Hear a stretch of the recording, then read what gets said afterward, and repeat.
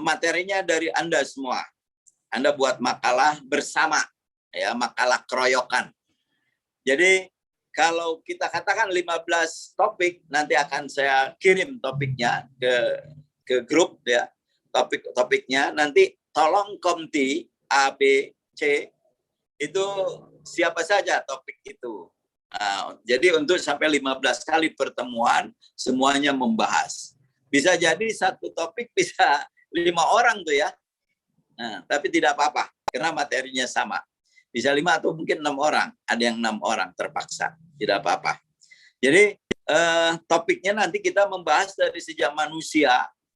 Ya, manusia. Karena begini, kalau kita bicara pendidikan sebetulnya kalau dikembangkan menjadi 3 item. Yang pertama filsafat pendidikan, yang kedua ilmu pendidikan, yang ketiga sejarah pendidikan. Nah, karena kita sekarang belajar tentang pendidikan Islam, maka semuanya adalah dalam perspektif Al-Quran, dalam perspektif Islam. Diawali nanti pada pertemuan pertama mengenal manusia. Manusia dalam Islam, yaitu dalam Al-Quran, manusia dalam perspektif Al-Quran itu siapa?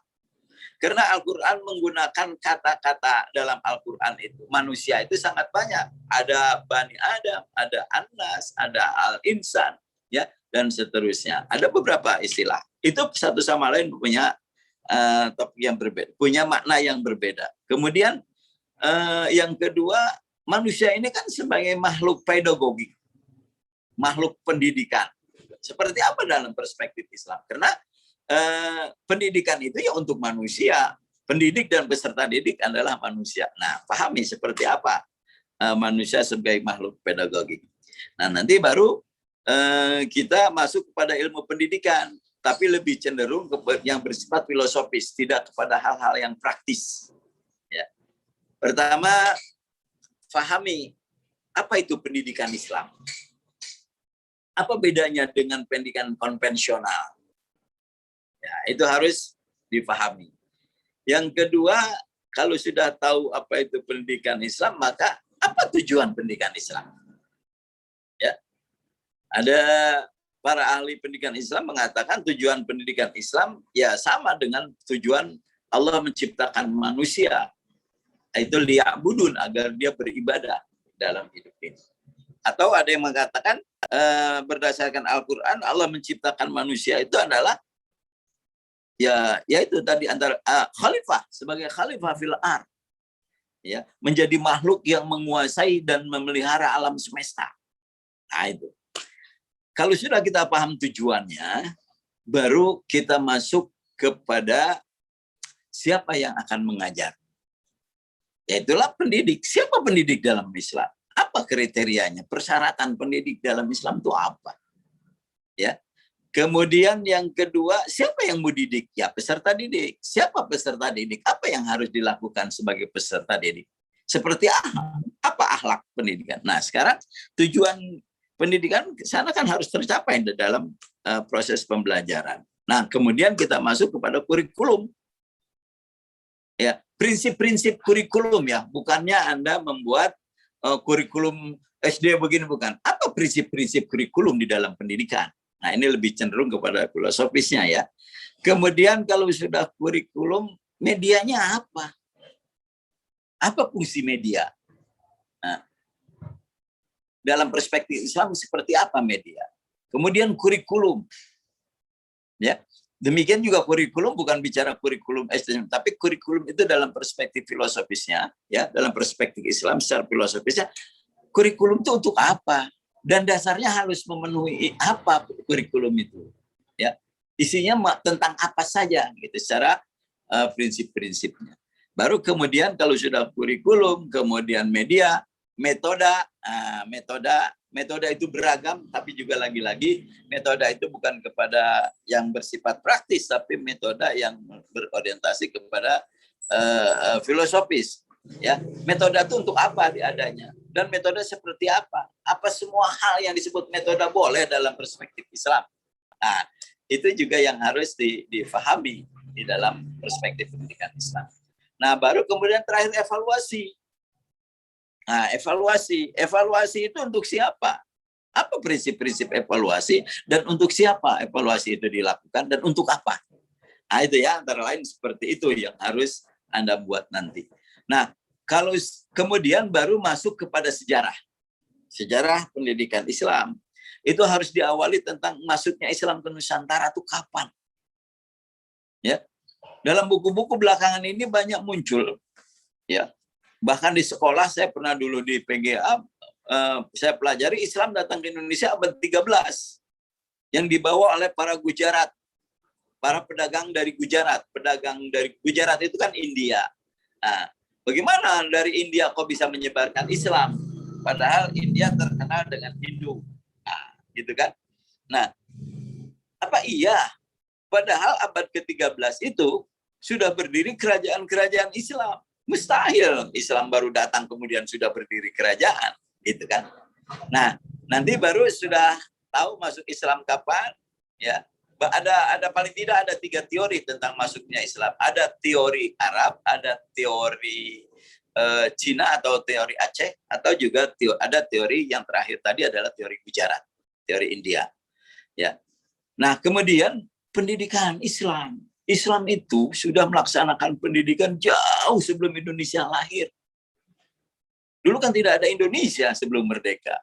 Jadi Islam itu datang pasti ketika orang akan memasuki Islam, dia harus belajar. Karena ketika orang masuk Islam, dia harus sholat.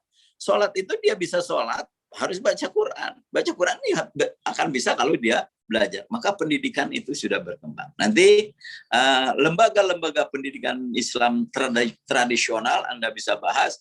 Anda ada yang bahas nanti tentang pesantren. Kapan pesantren lahir, prinsip-prinsipnya seperti apa, dan ada apa saja di dalam pesantren itu. Kemudian Anda bahas juga tentang surau. Surau itu lembaga pendidikan tradisional yang di Padang. Yang sekarang orang menerjemahkan surau itu adalah musola. Padahal dulu surau adalah lembaga pendidikan tradisional untuk orang-orang Padang. Kemudian ada lagi menasah. Menasah itu lembaga pendidikan yang ada di Aceh, lembaga pendidikan tradisional di Aceh. Baru kemudian pada abad ke-19, tahun 1912-an, itu ada lembaga, ada organisasi Islam, ormas Islam yang namanya Jamiatul Khair, dia mendirikan sekolah, madrasah, mendirikan madrasah. Madrasah modern lahir baru pada tahun 1912. Ini yang diawali oleh Jamiatul Khair. Kemudian diikuti dengan Muhammadiyah, diikuti oleh NU, diikuti oleh Persis, diikuti oleh ormas-ormas Islam lainnya. Nah, ini nanti satu-satu akan membahas. Kemudian pada masa Orde Baru, pendidikan Islam itu seperti apa?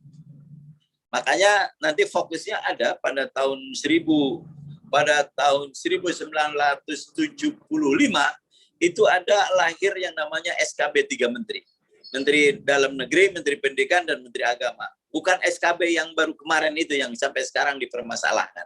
Tapi SKB 75 itu pada zaman Orde Baru memposisikan madrasah adalah menjadi salah satu daripada sistem pendidikan di Indonesia.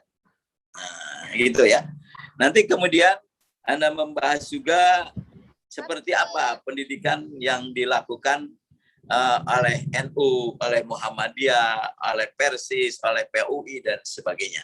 Ya, dan juga nanti Anda membahas tentang seperti apa pendidikan Islam pasca reformasi. Tadi saya sudah katakan pendidikan Islam pasca reformasi antara lain ditandai dengan lahirnya sekolah-sekolah Islam terpadu. SDIT, SMPIT, SMAIT. Meskipun kemudian dipelesetkan itu, IT-nya bukan Islam terpadu, jadi infak termahal. Jadi sekolah Islam infak termahal, gitu ya. Nah, itu nanti materi-materi yang harus Anda bahas secara dibagikan ya. Bisa jadi satu topik untuk beberapa orang. Bisa jadi umpamanya begini, 5-6 topik kelas A, terus 5-6 topik lagi kelas B, terus sisanya kelas C, begitu ya, supaya nanti berkomunikasinya lebih dekat. Kalau Anda mau bikin umpamanya 5 orang kelas A 2, kelas B 2, kelas C 1 atau sebaliknya begitu. Bisa juga seperti itu, ya. Jadi nanti kita kuliah aja langsung, tidak ada mid test. Saya akan cari nilai pokoknya dari proses perkuliahan, dan ujiannya pun nanti Anda secara kelompok memperbaiki makalah yang Anda sajikan pada proses perkuliahan, ujiannya diperbaiki, ya, sesuai dengan masukan-masukan dari teman-teman atau masukan dari saya, nanti Anda sempurnakan, dan dari situ akan saya keluarkan nilainya. Oke, paham? Halo? Paham, Pak. Oke ya, terutama kontin harus ini. Terima kasih. Kita untuk hari ini sebagai pengantar, dan mulai Senin mendatang, insya Allah kita sudah mulai kuliah. Ada yang ditanyakan?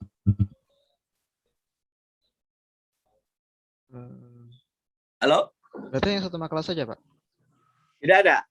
Berarti hanya satu makalah saja yang harus kita buat? Ya. Tapi antum akan saya pantau kehadiran.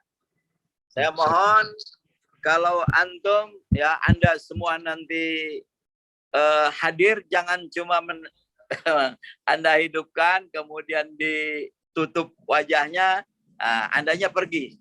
Gitu. Saya mohon kehadirannya betul-betul, dan wajahnya ditampilkan, tidak usah di-block kamar. Ya, ini kan kayak sekarang nih wajah-wajahnya banyak yang sembunyi. Ini ada juga yang wajahnya nampil tapi gambar, ya, bukan sedang kuliah, karena yang muncul gambar sedang berpose di depan mobil, berpose di mana begitu, ya. Nanti kuliah saya berharap semua wajahnya bisa dipantau satu persatu, ya. Ini baik. Nah, ini hampir semua wajahnya tidak tampak dan tidak ada yang kelihatan. Nah, ini baru nih.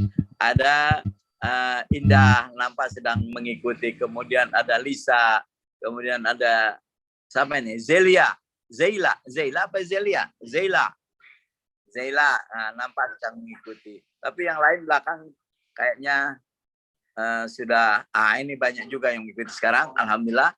Devina, Aisyah, Khalilullah. Baik, alhamdulillah nih muncul nih, saya bisa lihat Muhammad, Muharrani, Rizki, Nih begitu panggilnya, Nih Latifah, Nih ya, Nih Latifah gitu. Oke. Baik.